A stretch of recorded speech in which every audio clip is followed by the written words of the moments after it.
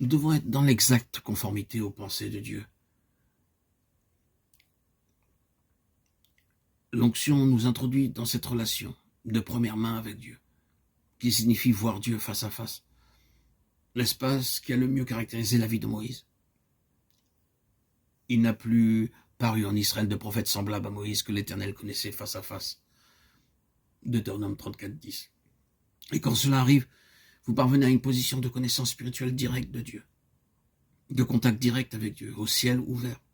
Vous ne pouvez plus, sous la pression de certaines considérations, ou pour avoir certains avantages, être une personne qui se compromette ou qui dévie de ce qui a été montré à votre cœur.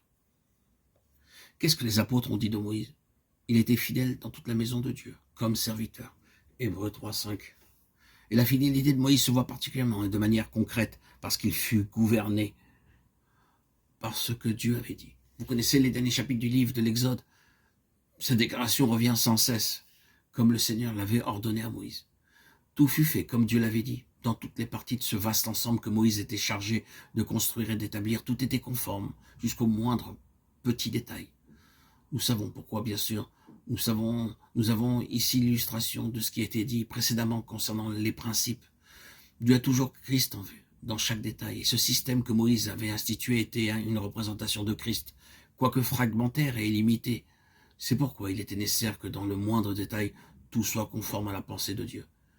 C'est une chose difficile et coûteuse, mais vous ne pouvez pas avoir la révélation et progresser dans la révélation, et en même temps accepter des compromis sur les détails, au risque de voir les choses diverger par rapport à la pensée du Seigneur. Vous n'êtes pas gouverné par la diplomatie, la politique ou par l'opinion générale. Vous êtes gouverné par ce que le Seigneur vous a dit dans vos cœurs, par révélation, selon son dessein. C'est cela, le ministère prophétique. Les prophètes n'étaient pas des gens qui s'accommodaient de ce qui était approximativement bien. Ils ne s'adonnaient pas entièrement à une chose simplement parce qu'elle était bonne. Considérons Jérémie. Il y a eu un jour dans la vie de Jérémie où un bon roi cherchait à restaurer les choses et il rétablit la grande fête de la Pâque. Le peuple tout entier s'assembla pour célébrer cette Pâque. C'était de toute évidence une grande occasion. Il se faisait de grandes choses à Jérusalem, mais quoique tout cela était bon, Jérémie ne prenait aucune part dans ces choses. Il était sur la réserve. Et il avait raison. C'est après tout cela que l'on vit que ces choses étaient essentiellement extérieures, que le véritable cœur du peuple demeurait inchangé. Les hauts lieux n'avaient pas été détruits et la prophétie originelle de Jérémie était donc toujours d'actualité. Si la réforme avait été véritable, alors les prophéties de Jérémie concernant la captivité et la destruction de la ville n'auraient servi à rien. Jérémie se tenait donc à l'écart. Peut-être ne comprenait-il pas et était-il perplexe. Mais son cœur ne lui permettait pas de s'engager dans les choses qui se faisaient et qui paraissaient bonnes. Ce n'est que plus tard qu'il a accompli que cela ne venait pas d'un profond changement de cœur.